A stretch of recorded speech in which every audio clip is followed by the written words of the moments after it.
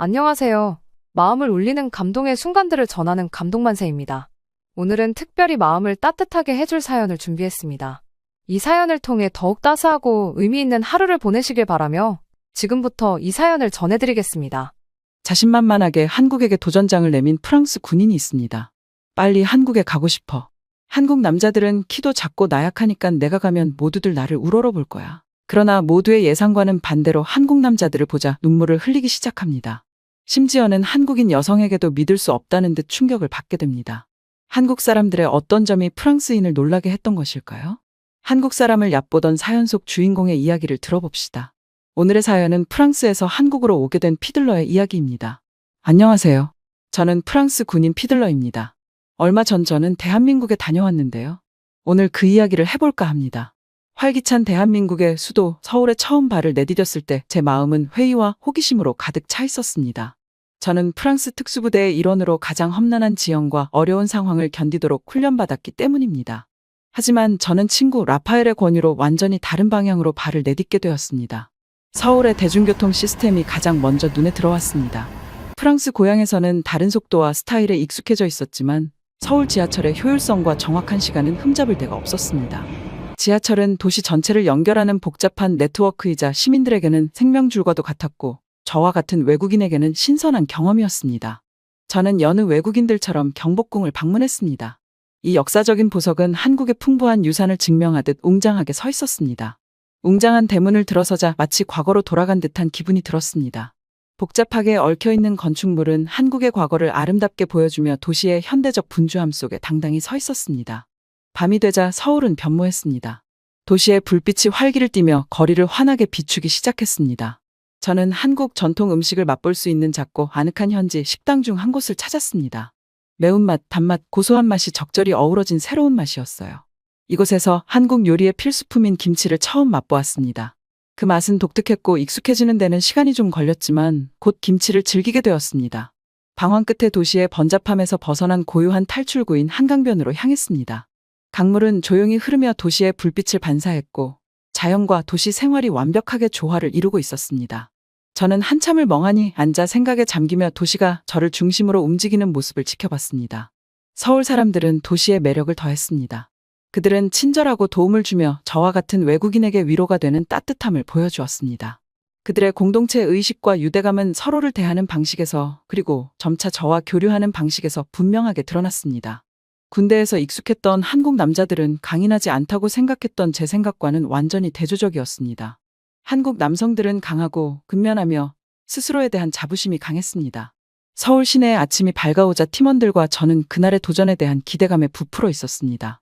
오늘은 험준한 지형과 아름다운 경관으로 유명한 수도권의 명산인 관악산으로 향했습니다. 프랑스 특수부대의 일원이었던 저는 험난한 환경에 익숙했지만 한국의 산을 오른다는 생각에 설렘과 걱정이 교차했습니다. 관악산으로의 여정은 서울 도심에서 조금 떨어진 곳에서 시작되었습니다. 도시가 서서히 시골의 푸르른 녹지에 자리를 내어주자 위풍당당하면서도 장엄한 자태를 뽐내는 산이 눈앞의 모습을 드러냈습니다. 공기는 상쾌했고 우리가 떠나온 도시의 번잡함과는 극명한 대조를 이뤘습니다. 산기슭에 다다르자 팀원들 사이에서 에너지의 변화가 느껴졌습니다. 자연이 지배하는 영역으로 들어서는 것이었죠. 우리는 가파른 경사와 험난한 길로 악명 높은 사다리 병창 코스에 도전하러 갔습니다. 사다리 병창 코스는 산의 외딴 지역으로 이동할 수 있는 수많은 사다리와 가파른 계단으로 이루어져 있어 붙여진 이름입니다. 체력뿐만 아니라 정신적 강인함과 자연에 대한 깊은 존경심이 요구되는 길이었습니다. 등반을 시작하자마자 트레일은 우리를 시험에 들게 했습니다. 길은 좁고 울창한 숲을 지나 바위가 많은 코스 위로 구불구불 이어졌습니다. 경사가 가파르고 한 걸음 한 걸음 내디딜 때마다 어려움이 커졌습니다. 훈련을 통해 혹독한 환경에 대비해왔지만 사는 사람의 한계를 뛰어넘는 독특한 방법을 가지고 있었습니다.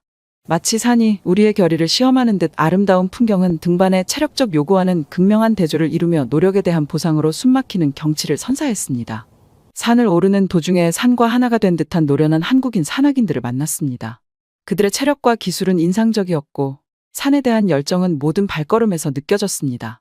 이러한 만남은 저에게 큰 깨달음을 주었습니다. 한국 남성은 체력이 약할 거라는 선입견은 그들이 험난한 지형을 여유와 의지로 헤쳐나가는 모습을 보면서 금세 사라졌습니다. 고지대에 가까워질수록 등반은 더욱 힘들어졌습니다. 공기가 희박해지고 식생이 변화하면서 산의 다양한 생태계의 또 다른 면모를 볼 수 있었습니다.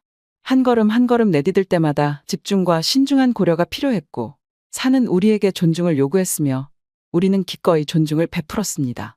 우리 팀원들과 그 과정에서 만난 한국 등반가들 사이의 동료에는 가슴 벅찬 감동이었습니다. 언어의 장벽에도 불구하고 말을 뛰어넘는 상호 이해와 존중이 있었습니다. 또한 산을 오르며 인상적인 모습은 하산하는 한국인들이 인사와 응원을 보내는 것이었습니다. 거의 다 오셨습니다. 조금 더 힘을 내세요. 그들은 오르막을 오르는 사람들에게 힘을 더해주고 있었습니다. 우리는 모두 산을 정복하고 그 과정에서 자신에 대해 더 많은 것을 발견하고자 하는 공통의 목적을 위해 이곳에 모였고, 전혀 모르는 사람들이었지만 마음은 하나였습니다. 정상에 가까워질수록 지형은 더욱 험난해졌습니다. 병창 코스의 사다리와 계단은 우리의 신체적 한계를 시험했지만, 장애물을 정복할 때마다 느끼는 성취감은 그 무엇과도 비교할 수 없는 것이었습니다. 정상을 향한 마지막 등반은 인내와 의지력의 진정한 시험대였습니다.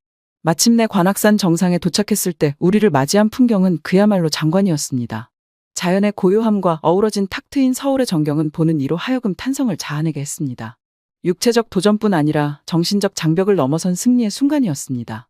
정상에서 저는 여정을 되돌아보는 시간을 가졌습니다. 산은 인간 정신의 회복력, 자연의 아름다움, 그리고 그것을 정복하려는 사람들의 힘에 대해 제가 기대했던 것보다 더 많은 것을 가르쳐 주었습니다. 이 경험은 한국과 한국 사람들, 그리고 한국의 풍경에 대한 제 관점을 바꾸기 시작했습니다. 하산하면서 성취감과 함께 산과 한국 산악인들에 대한 새로운 존경심이 생겼습니다. 사다리 병창 코스는 우리를 한계까지 밀어붙였지만 그 과정에서 한국의 아름다움과 강인함, 정신에 눈을 뜨게 해주었습니다.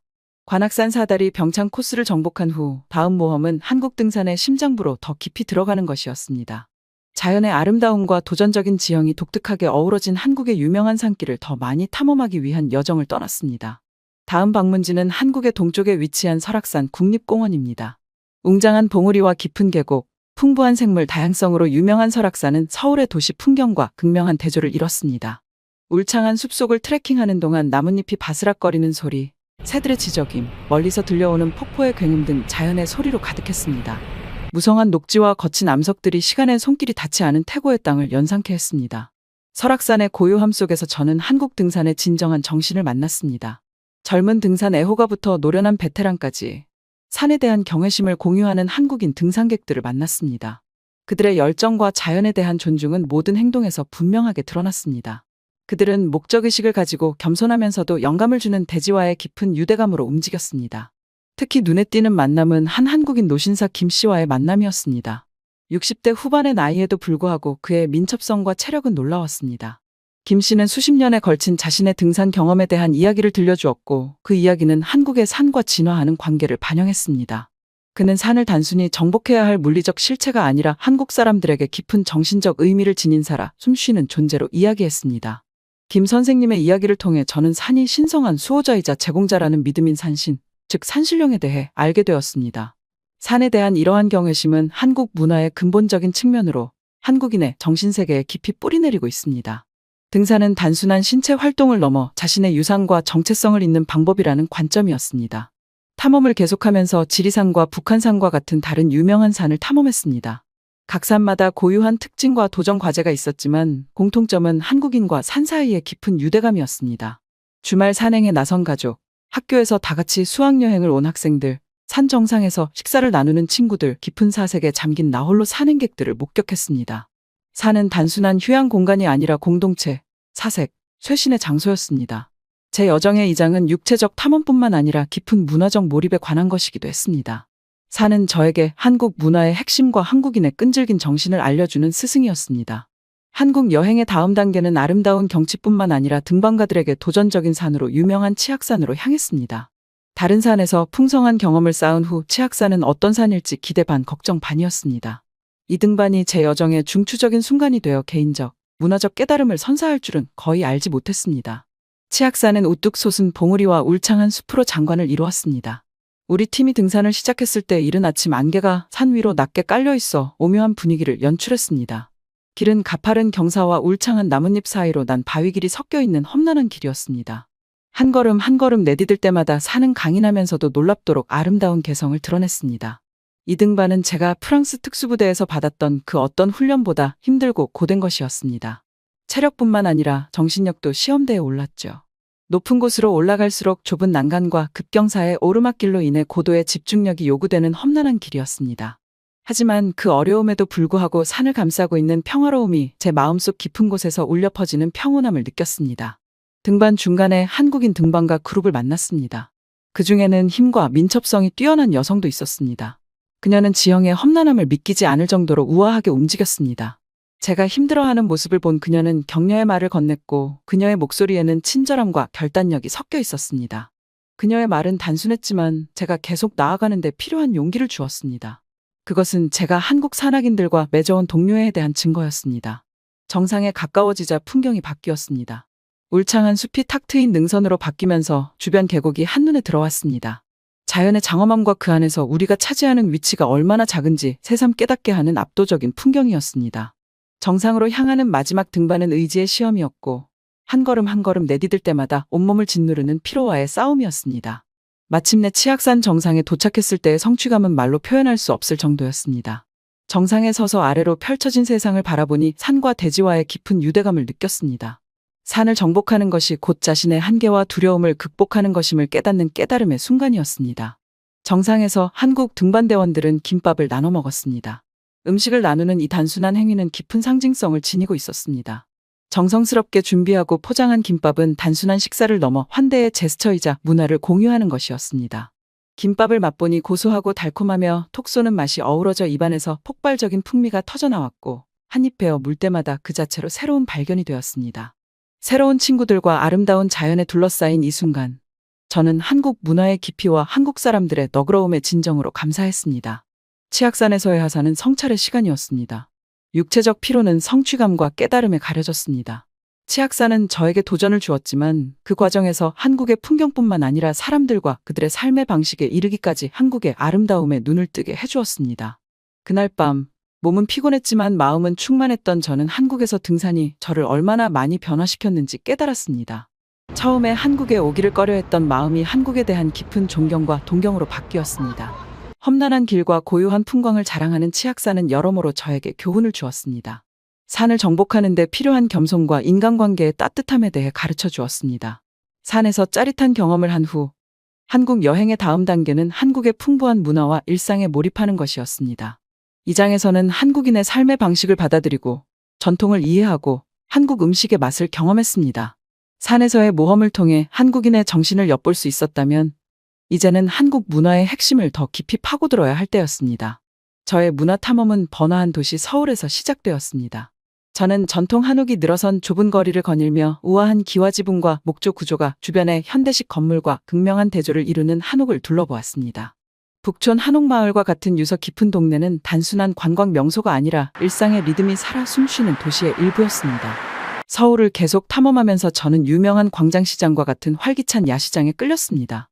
광장시장은 의류부터 한국 전통 공예품까지 다양한 품목을 판매하는 노점들로 가득해 오감을 자극하는 곳이었어요. 하지만 제게 있어 하이라이트는 먹거리 코너였습니다. 매콤한 떡볶이부터 고소한 파전까지 다양한 길거리 음식은 한국의 다양한 음식을 맛볼 수 있게 해주었습니다. 이곳에서 저는 처음으로 정통 한국식 바비큐를 먹어보았는데 음식만큼이나 식사를 함께 나누는 즐거움이 있는 공동의 대화형 식사 경험이었습니다.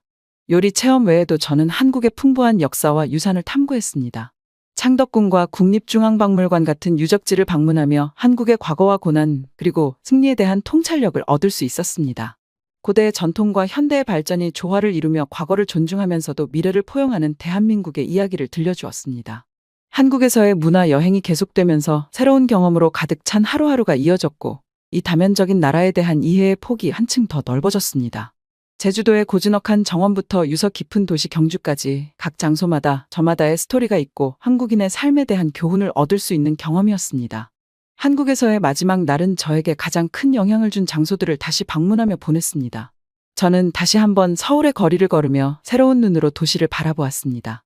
한때 저를 압도했던 도시의 활기찬 에너지가 이제는 친숙하고 포근하게 느껴졌습니다. 고즈넉한 찻집과 북적이는 시장, 유적지를 돌아볼 때마다 이제 이별을 해야 한다는 사실이 실감났습니다. 가장 가슴 아픈 반성의 순간은 한강변에 서서 도시 풍경을 바라볼 때였습니다. 강은 저에게 위안을 주는 장소였고 도시의 번잡함 속에서 생각을 정리할 수 있는 곳이었죠. 하늘을 주황색과 보라색으로 물들이는 한강 너머로 지는 석양을 바라보며 저는 제가 걸어온 여정에 대해 생각했습니다. 처음 한국에 도착했을 때 느꼈던 회의와 거부감은 이제 한국과 한국 사람들에 대한 깊은 존경과 동경으로 바뀌었습니다. 험난한 도전이었던 산은 이제 오랜 친구처럼 느껴졌습니다. 산은 저에게 인내와 겸손 그리고 자연의 아름다움을 가르쳐 주었습니다. 험준한 산길에서 배운 교훈은 육체적 인내를 넘어 인생에 대한 교훈, 도전에 정면으로 맞서는 법, 내면에서 우러나오는 힘에 관한 것이었습니다. 따뜻함과 너그러움을 지닌 한국 사람들은 저에게 깊은 인상을 남겼습니다. 한국인의 동료애, 자연에 대한 존중, 깊은 문화적 뿌리는 공동체의 일원이 된다는 것이 어떤 의미인지에 대한 저희 이해를 더욱 풍부하게 해주었습니다. 식사, 대화, 웃음을 나누는 단순한 행위가 서로 다른 세계 사이에 간극을 메워주었습니다. 비행기가 이륙하면서 저는 이것이 마지막 작별이 아니라는 것을 알았습니다. 한국은 제 삶의 일부가 되었고 다시 돌아올 거라는 확신이 들었습니다. 산과 도시, 사람들, 문화는 저에게 지울 수 없는 흔적을 남겼습니다. 저는 한국을 떠나지만 배운 교훈, 맺은 우정, 쌓은 추억 등 한국의 일부분을 가져가게 되었습니다. 모든 아름다움과 교훈을 간직한 한국은 언제나 제 여정에서 빼놓을 수 없는 부분이며 감사와 애정을 담아 항상 소중히 간직하고 돌아볼 것입니다. 첫 번째 감동적인 사연을 함께 나눌 수 있어 기쁩니다. 이 사연이 마음에 깊이 와닿았다면 구독과 좋아요, 알람 설정을 부탁드립니다. 여러분의 소중한 관심이 저희에게 큰 힘이 됩니다. 이제 더욱 마음을 울리는 다음 사연으로 여러분을 안내하겠습니다. 대한민국의 한 고급 레스토랑에서 식사를 마친 외국인 여성이 크게 화를 내며 당황스러운 기색을 감추지 못합니다. 왜 우리는 저 사람들이랑 가격이 다른 거예요? 외국인이라고 차별하는 건가요? 그런데 바로 그때 옆에 있던 한국인 여성이 무언가를 보여주며 한마디를 건넵니다. 그러자 외국인 여성은 갑자기 눈이 휘둥그레지며 어쩔 줄 모르는데요. 과연 화를 내던 외국인 여성들은 한국에서 무슨 일을 겪은 것일까요? 제 이름은 엠마라고 합니다. 저는 가족과 가정에서 소소한 기쁨을 느끼며 조용한 삶을 사는 평범한 이탈리아 주부입니다. 식사 준비부터 아늑한 집안 관리까지 하루하루가 일상에 파묻혀 다음 날로 자연스럽게 흘러가곤 했죠. 제 남편은 여느 회사의 국제 영업 분야에서 일하고 있는데 종종 먼 곳으로 출장을 가야 하는 직업입니다. 저는 항상 남편의 경력을 이해하고 지지해 왔으며 남편의 헌신적인 모습을 존경합니다. 그래서 그가 얼마 전 2주 동안 한국으로 출장을 간다고 했을 때 저는 고개를 끄덕이며 혼자서 집을 관리해야 하는 또 다른 시기를 준비했습니다. 하지만 이번에는 다를 줄은 몰랐습니다. 남편이 출장을 다녀온 지 2주 후 저는 예상치 못한 전화를 받았습니다. 남편의 목소리 톤이 뭔가 잘못되었다는 것을 바로 알 수 있었습니다. 엠마, 계획이 변경됐어. 남편이 말했습니다. 급한 일이 생겨서 한국에 더 오래 머물러야 한다는 소식이었습니다. 저는 가슴이 내려앉았습니다. 그의 여행은 보통 짧았지만 이번 여행은 제가 첫 아이를 임신하고 있었기 때문에 그가 가장 필요한 시기에 연장되었습니다. 그 후 며칠은 감정의 기복이 심했습니다. 실망과 걱정, 외로움이 뒤섞여 날이 갈수록 커지는 것 같았어요. 임신 중이었기 때문에 모든 감정이 고조되었고 남편의 부재가 그 어느 때보다 더 크게 느껴졌습니다. 새로운 현실을 받아들이려고 애쓰고 있을 때 이번에는 남편의 회사에서 또 다른 전화가 걸려왔습니다. 그 다음 제안은 제가 전혀 예상치 못한 것이었습니다. 제가 처한 어려운 상황을 잘 알고 있는 회사에서 남편과 함께 지낼 수 있도록 한국으로 보내주겠다고 흔쾌히 제안했습니다. 비즈니스 클래스 여행과 특급 호텔 숙박 등 모든 패키지를 제공하겠다는 것이었습니다. 하지만 이 상태로 외국에 간다고 생각하니 걱정이 앞섰습니다. 임산부인 제가 그런 여행을 감당할 수 있을까요? 안전할까요? 저는 밤새도록 뒤척이며 장단점을 따져봤어요. 남편과 재회할 수 있다는 생각에 마음이 들떴지만 수많은 의문과 두려움이 제 마음을 흐려놓았습니다. 많은 고민과 남편, 주치의와 수많은 대화를 나눈 끝에 저는 제안을 받아들이기로 결정했습니다. 미지의 세계로의 여행이라는 설렘과 긴장감이 뒤섞인 결정이었죠. 출발 당일이 예상보다 빨리 다가왔습니다. 한 번도 경험해보지 못한 호화로운 비즈니스석에 한자 만감이 교차하는 것을 어쩔 수 없었습니다. 집의 안정과 익숙함을 뒤로하고 혼자서 이 여행을 떠난다는 사실에 죄책감이 들기도 했습니다. 하지만 또 다른 한편으로는 기대감으로 가득 찬 마음도 시간이 지날수록 커져만 갔습니다. 한국은 어떤 모습일까? 이탈리아에 있는 집과 크게 다를까? 비행기가 하늘을 날아오르는 동안 제 생각은 휘몰아쳤고 제가 아는 모든 것에서 멀어지고 새로운 곳으로 가까워졌습니다. 비행기가 서울에 착륙하자 깨달음이 저를 덮쳤습니다. 집에서 멀리 떨어진 이탈리아 주부인 제가 한국 한복판에서 예상치 못한 모험을 시작하게 된 것이죠. 오랜만에 처음으로 두려움과 함께 설렘의 전율을 느꼈습니다. 비행기 바퀴가 활주로에 닿자 뱃속에서 설렘과 긴장이 뒤섞인 기분이 들었습니다. 정말 잘하고 있어, 엠마. 저는 팔걸이를 붙잡고 혼잣말을 속삭였습니다. 이탈리아에 임신한 주부인 저는 제 삶과는 너무나 다른 세계로 발을 내디디려는 중이었습니다. 공항에서 서울 중심부까지 가는 길은 아득했고 창밖을 바라보며 이 새로운 땅의 모든 디테일에 흠뻑 빠져들었습니다. 서울의 거리는 사람들로 북적거렸지만 예상치 못한 질서와 평온함이 저변에 깔려 있었습니다. 깨끗하고 잘 정비된 도로, 질서정연한 교통, 주변 사람들의 예의 바른 매너는 새로운 문화를 처음 접하는 저에게 큰 충격이었습니다. 남편은 호텔에서 저를 만났고 남편을 만난 기쁨은 엄청났어요. 남편은 저를 위해 하루 종일 계획을 세웠고 지난 몇 주 동안의 한국에 대해 친절하게 소개해 주었습니다. 우리는 손을 잡고 서울거리를 걸었고 저는 도시의 활기찬 에너지에 매료되었습니다. 전통과 현대의 조화는 건축물, 음식, 사람 등 모든 곳에서 느낄 수 있었습니다. 하지만 정말 놀라웠던 것은 공공시설이었습니다. 화장실은 흠잡을 데 없이 깨끗하고 시설이 잘 갖춰져 있어 이탈리아에서 익숙했던 것과는 극명한 대조를 이루었습니다. 도시 구석구석, 특히 지하철 시스템에서 디테일에 대한 세심한 배려를 엿볼 수 있었습니다. 지하철은 깨끗하고 효율적일 뿐만 아니라 여러 언어로 된 명확한 표지판과 안내 방송으로 사용자 친화적이었습니다. 제가 익숙했던 혼란스러운 대중교통 시스템과는 사뭇 달랐습니다. 임산부인 저는 주변 환경에 특히 민감했습니다. 한국의 임산부 배려에 대해 여러 가지 이야기를 들었기 때문에 직접 눈으로 확인하고 싶었습니다. 놀랍게도 저와 같은 임산부를 포함한 모든 사람들에게 존중과 예의를 갖추고 있다는 것을 알게 되었습니다. 지하철에서 임산부, 노약자, 장애인 승객을 위한 지정석을 발견했는데 항상 비어 있어 통근자들의 존중과 배려에 대한 확실한 증거였습니다. 어느 날 혼자서 도시를 탐험하던 중 지하철을 타보기로 결심했습니다. 이 거대한 도시를 혼자서 돌아다니는 것은 짜릿한 스릴과 독립심을 동시에 느낄 수 있는 일이었습니다. 임산부 배려석에 자리를 잡고 앉으면서 저는 이 시스템의 사려 깊은 배려에 미소를 지을 수밖에 없었습니다. 서울에 대한 제 첫인상은 압도적으로 긍정적이었습니다. 서울은 기술 발전과 인상적인 인프라뿐만 아니라 따뜻함, 존중, 배려가 넘치는 곳이었죠. 매일 새로운 발견과 경험을 할 수 있었고 사람들과 교류할 때마다 이 활기찬 문화를 더 깊이 이해할 수 있었습니다. 이탈리아 고향에서 멀리 떨어진 서울에서 눈을 뜨면 매일 아침 새로운 세상을 만나는 기분이었습니다. 남편은 일에 몰두하느라 저와 함께 시간을 보낼 수 있는 시간이 제한적이었고 저만의 시간을 보내게 되었습니다. 그렇게 제 혼자만의 여행이 시작되었고 저 같은 임산부에게는 벅차고도 짜릿한 여행이 시작되었습니다. 서울 특유의 향기와 소리가 어우러진 산들바람을 맞으며 호텔에서 나와 번화한 서울의 거리로 나섰던 기억이 납니다. 거리에는 노점을 차리는 상인, 서둘러 지나가는 직장인, 멀리서 들려오는 자동차 소리 등 일상의 혼돈이 조화롭게 어우러져 활기를 띠고 있었죠. 평범하지만 제게는 너무나 특별한 기억이었습니다. 첫 번째 방문지는 경복궁이었는데 책으로만 접했을 뿐 직접 눈으로 보게 될 줄은 상상도 못했습니다. 광활한 경내를 거닐며 그 역사가 제 영혼에 스며들었습니다. 조선 왕조의 웅장함이 궁궐 구석구석에서 느껴졌습니다. 정교한 설계, 넓은 뜰, 고요한 연못은 모두 저와 다른 과거의 이야기를 들려주었습니다. 왕과 왕비가 통치하던 복도를 걸으며 사극 속 주인공이 된 기분이 들었습니다. 그곳에서 저는 한국 전통 문화를 느끼러 서촌으로 향했습니다.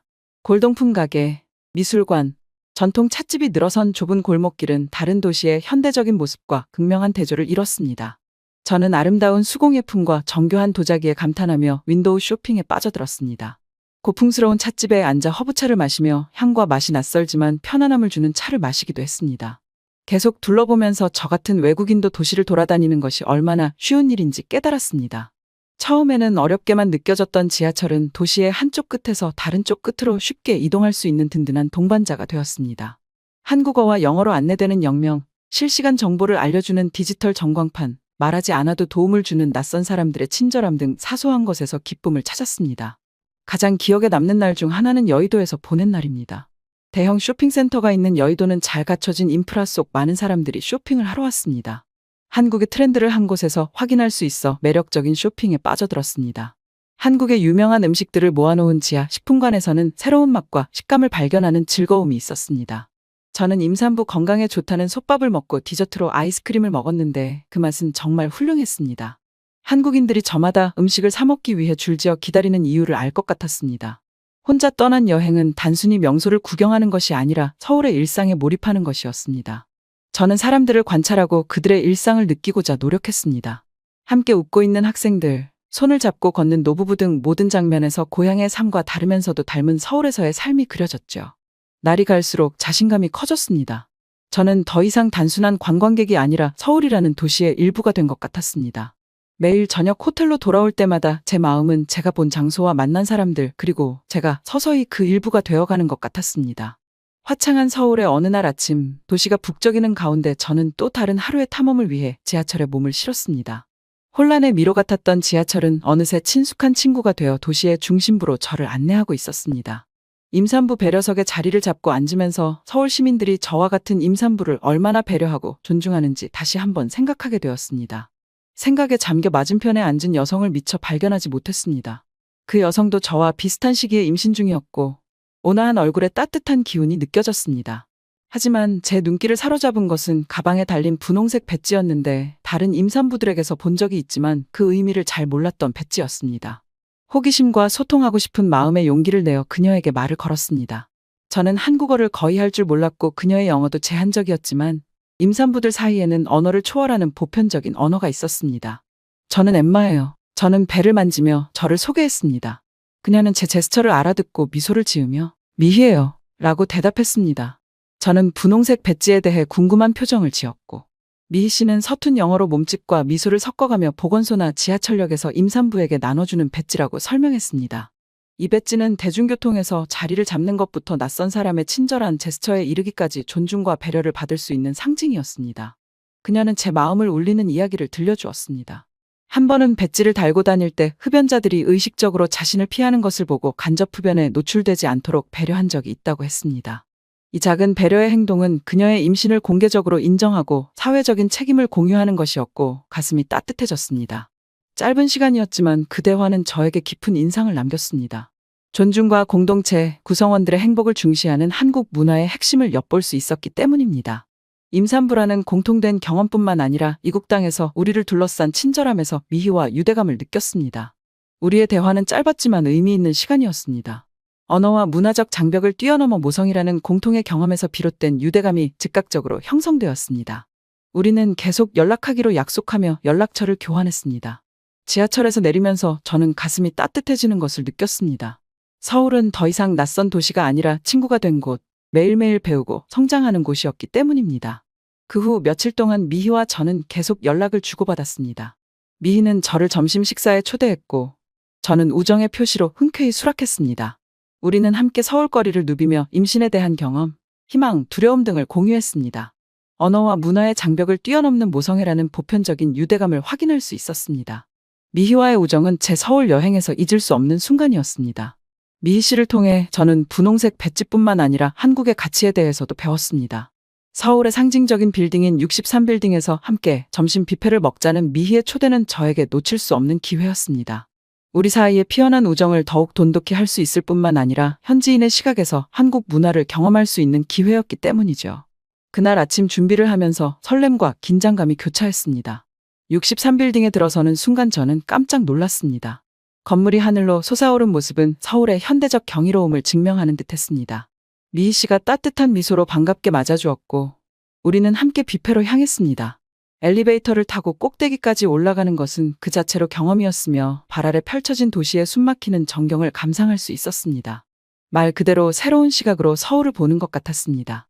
뷔페에 들어서자 눈앞에 펼쳐진 다양한 음식들은 그야말로 장관을 이루었습니다. 아는 음식도 있고 모르는 음식도 많았는데 하나하나 세심한 정성이 담겨 있었습니다. 제 호기심을 눈치챈 미희 씨가 가이드 역할을 자처하며 각 요리의 재료와 의미를 설명해 주었습니다. 접시를 가득 채우고 창가에 앉으니 서울의 멋진 도시 풍경이 식사의 배경이 되었습니다. 이 점심 식사에서 저는 한국 문화의 또 다른 측면을 경험했고 이는 저에게 깊은 인상을 남겼습니다. 뷔페를 찾은 임산부에게 할인 혜택을 제공한 것인데 이 작은 배려가 한국 사회에서 임산부를 얼마나 소중히 여기고 존중하는지를 잘 보여줬습니다.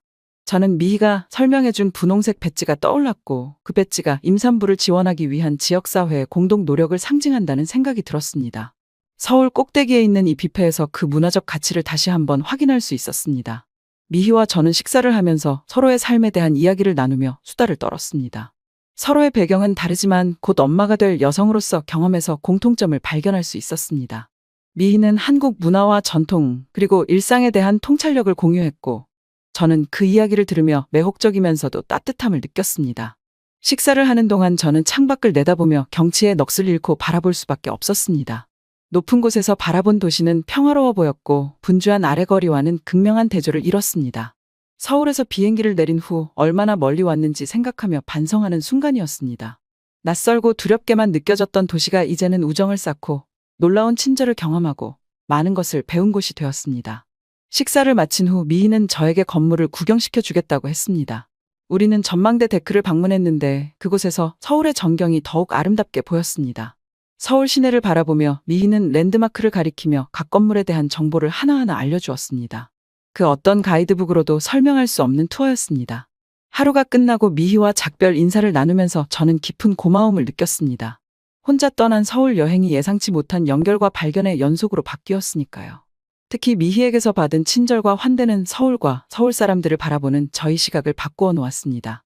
서울은 더 이상 여행의 중간 기착지가 아니라 제 마음과 가까운 곳, 예상치 못한 기쁨과 우정을 발견한 곳이 되었습니다. 호텔로 돌아가는 길, 우뚝 솟은 고층 빌딩과 분주한 거리를 바라보며 이제는 익숙하고 정겨운 느낌이 들었습니다. 서울에서의 모험은 단순한 육체적 여행이 아니라 마음의 여행이었고 서울이 저에게 어떤 것을 더 보여줄지 기대가 되었습니다. 서울에서의 시간이 끝나갈 무렵 저는 제가 시작한 놀라운 여정을 되돌아보며 반성하는 마음을 갖게 되었습니다. 낯설게만 느껴졌던 활기찬 도시는 이제 기억에 남는 경험과 새로운 우정으로 가득 찬 곳이 되었습니다. 호텔방에 앉아 짐을 싸면서 집으로 돌아간다는 설렘과 함께 많은 것을 준 이 도시를 떠난다는 슬픔이 교차하는 감정을 느꼈습니다. 새로운 곳에 대한 불확실성으로 가득했던 서울에서의 나날은 이제 모험과 자아 발견의 나날로 바뀌었습니다. 임산부의 몸으로 서울에 도착한 저는 앞으로 펼쳐질 일들에 대해 불안한 마음을 가졌지만 그동안 얻은 경험에 대해 감사하는 마음을 가득 안고 떠날 수 있었습니다. 서울에서의 여행은 단순히 내가 본 장소나 맛본 음식이 아니라 내가 맺은 인연과 내가 경험한 친절에 관한 것이었습니다. 제 여정에서 가장 인상 깊었던 것은 서울 사람들이 저를 받아들인 방식이었습니다. 특히 임산부인 저를 향한 존중과 배려의 마음은 평생 간직할 수 있을 것 같습니다. 핑크 배지 제도부터 지하철에서의 작은 친절까지 모든 행동이 제게 편안하고 기억에 남는 여행을 선사했습니다. 특히 미희와 쌓은 우정은 평생 소중히 간직할 보물이었습니다. 함께 나눈 대화, 함께 먹은 식사, 함께 경험한 일들은 문화와 언어의 장벽을 뛰어넘는 모성애라는 보편적인 유대감을 일깨워 주었습니다. 미희는 친구일 뿐만 아니라 한국인의 삶의 방식을 들여다볼 수 있는 창이 되어 주었고 혼자서는 결코 얻을 수 없는 통찰과 경험을 제공해 주었습니다. 처음에는 불안과 불확실성의 짐을 짊어지고 한국에 왔지만 저와 전혀 다른 문화에 대해 더 깊은 이해와 함께 힘을 얻고 떠나는 것이었습니다. 서울은 저에게 관점이라는 선물을 주었고 언어와 생활 방식의 차이를 넘어 우리 모두를 연결하는 공통의 인간 경험이 있다는 것을 깨달았습니다. 이탈리아에 돌아가서 고향의 친숙함이 저를 위로해 주었습니다. 하지만 한편으로는 서울의 거리와 도시의 활기, 사람들의 따뜻함이 그리워졌습니다. 이번 여행이 한국에서의 마지막이 아닐 거라는 걸 알았어요. 서울은 제 마음에 지울 수 없는 흔적을 남겼고 다시 오고 싶다는 생각이 들었습니다. 예상치 못한 여행으로 시작된 한국에서의 모험은 제 인생의 한 장으로 발전했고 항상 애정을 가지고 돌아보게 되었습니다. 제 시야를 넓히고 친절과 문화적 존중을 배웠으며 무엇보다도 제 정신의 강인함을 보여준 여행이었습니다. 이탈리아 생활에 다시 적응하면서 저는 짧은 시간 동안 저에게 많은 것을 안겨준 서울에서의 추억과 교훈, 영감을 고스란히 간직하고 있습니다. 그럼 다음 사연으로 넘어가 보겠습니다. 서울의 한 재래시장에서 프랑스 여성이 상당히 불쾌한 표정을 짓고 있습니다. 한국인 할머니는 그런 프랑스 여성의 옷자락을 놔주지 않는데요. 두 사람의 신경전이 팽팽한 순간입니다. 이것 좀 놔요.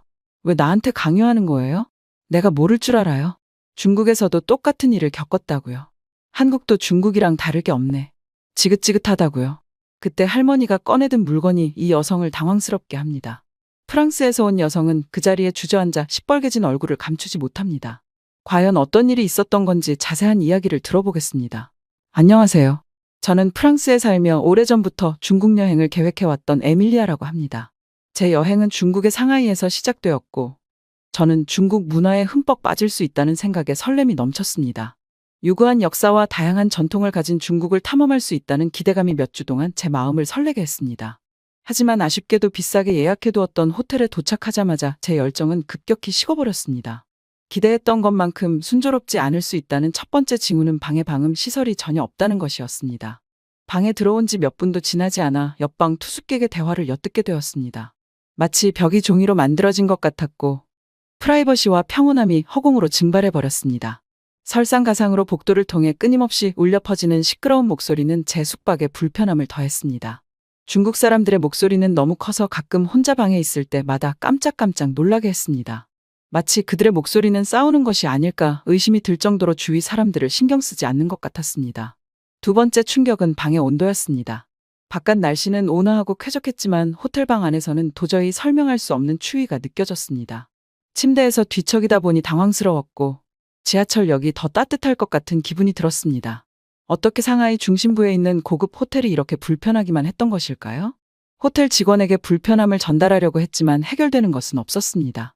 프론트 데스크 직원은 서투른 중국어로 응대하면서 언어 장벽이 예상치 못한 장애물이 되었고 저는 더욱 고립되고 좌절감을 느꼈습니다. 이 언어 문제는 중국에 머무는 내내 반복되는 주제가 될 것이 분명했고 현지 문화와 사람들과의 단절감을 더욱 심화시키는 역할을 할 뿐이었습니다. 상하이의 번화한 거리를 돌아다니면서 저는 이방인이라는 느낌을 더해주는 수많은 문화적 차이에 직면했습니다. 길거리 포장마차에서는 한 번도 본 적도 맛본 적도 없는 음식들이 호기심과 조심스러움을 동시에 불러일으켰습니다. 제가 이해할 수 없는 에너지와 목적을 가지고 움직이는 수많은 사람들을 보며 저는 군중 속에서 길을 잃은 고독한 존재가 된 것 같았습니다. 중국인 상인들은 저마다 누가 목소리가 큰지를 경쟁했고 혼자 길을 다니는 저를 붙잡고 자신의 음식을 먹어야 한다고 소리쳤습니다. 결국 저는 어느 상인의 강요에 못 이겨 정갈꼬치를 사 먹게 되었고 그 맛은 너무나도 끔찍했습니다. 날이 갈수록 실망감은 커져만 갔고 여행 계획을 심각하게 재고하기 시작했습니다. 새로운 문화와 삶의 방식을 경험한다는 매력은 여전히 강했지만 현재 처한 현실이 저를 무겁게 짓누르고 있었습니다. 저는 좀 더 따뜻하고 편안한 환경을 찾길 바라며 새로운 변화를 갈망했습니다. 추운 호텔방으로 다시 돌아와 그날의 실망스런 기억들을 떠올렸습니다.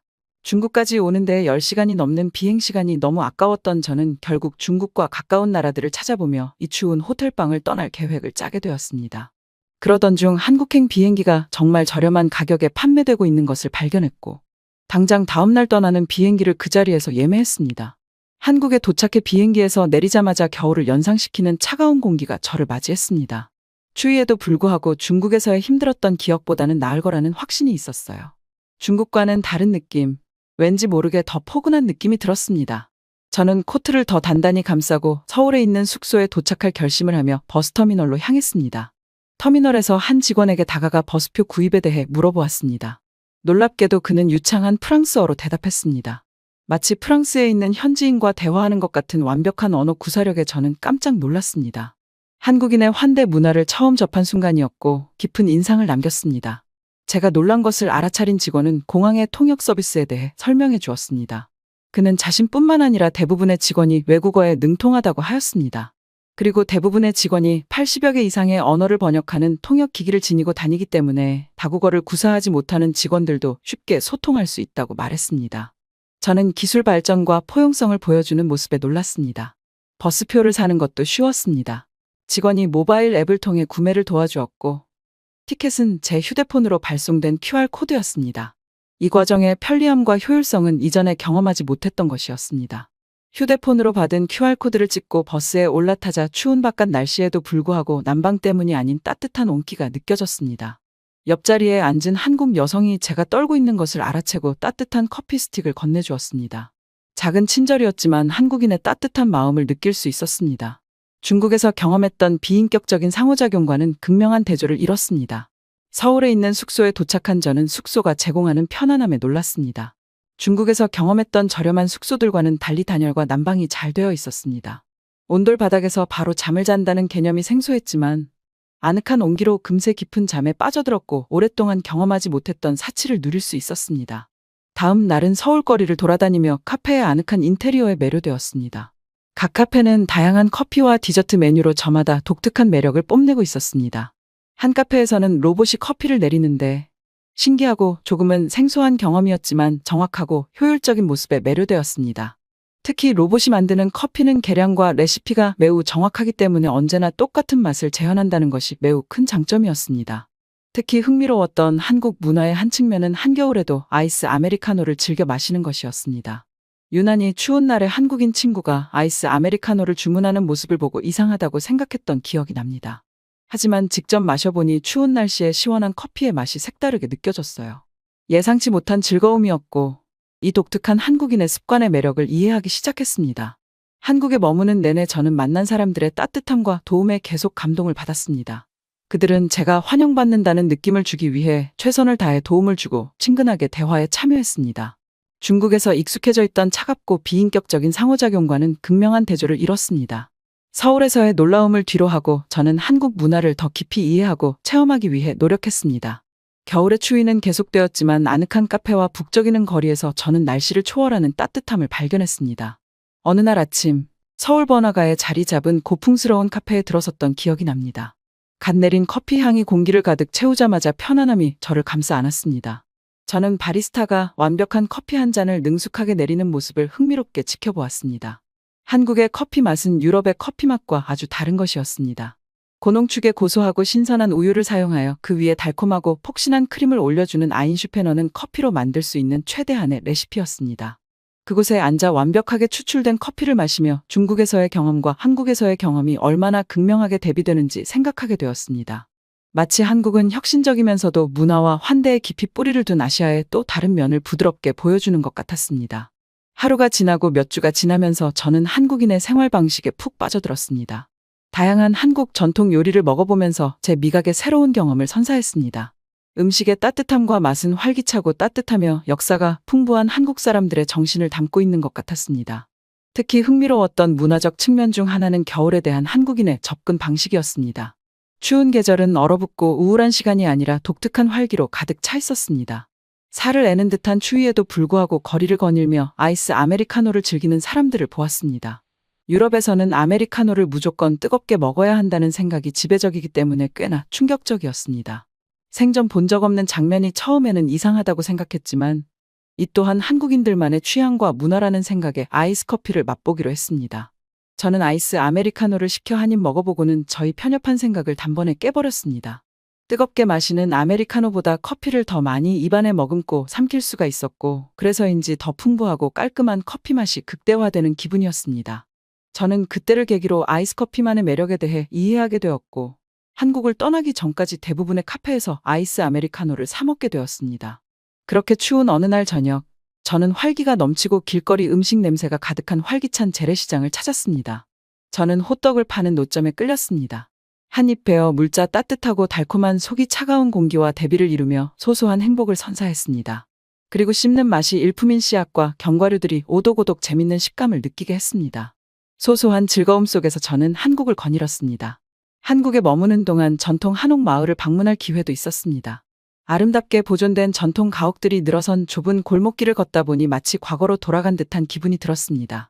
서울의 현대적인 고층 빌딩과는 사뭇 다른 건축물은 한국의 유구한 역사와 보존 노력에 대해 많은 것을 말해주었습니다.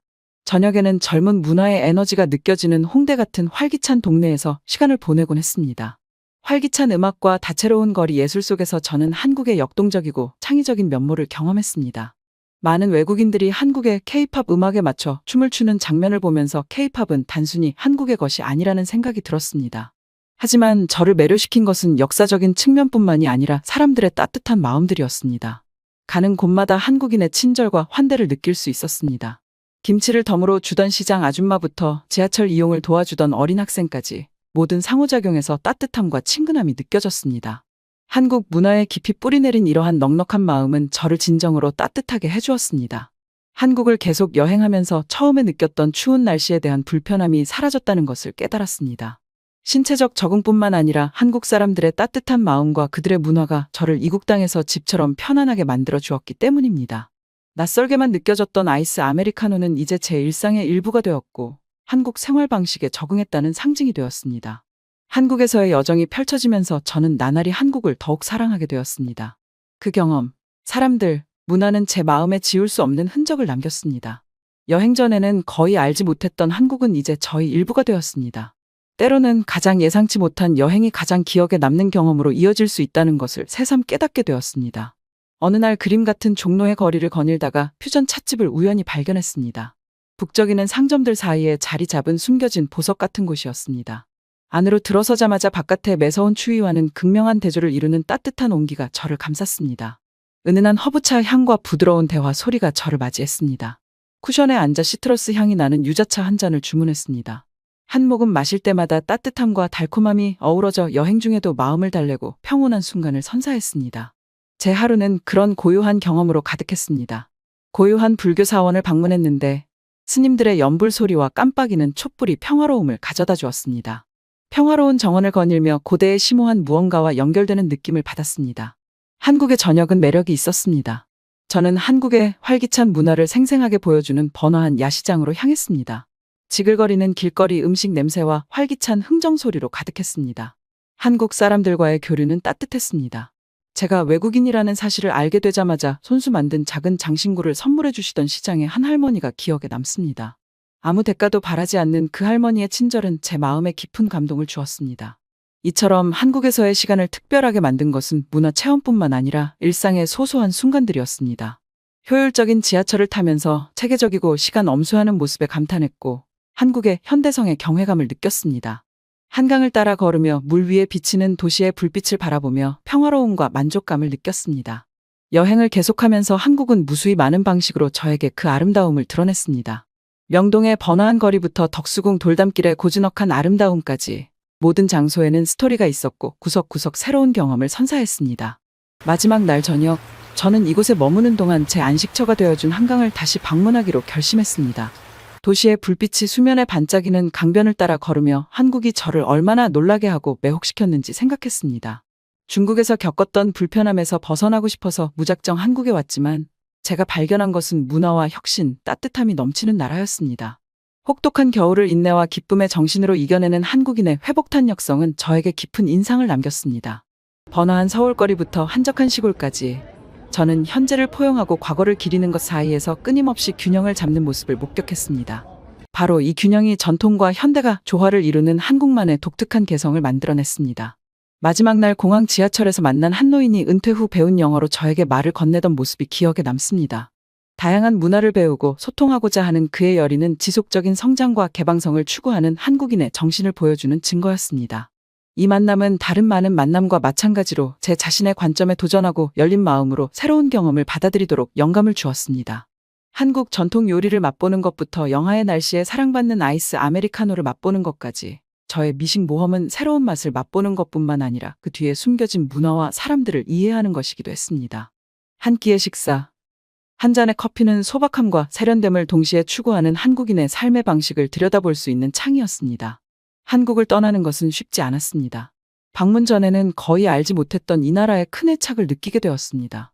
프랑스에 돌아가면 단순한 기념품이 아니라 배운 교훈과 소중한 순간을 간직하게 될 거라는 것을 알았습니다. 한국에서의 마지막 밤은 조용했습니다. 가방을 싸면서 여정을 떠올리게 하는 물건들을 하나하나 챙기며 보냈습니다.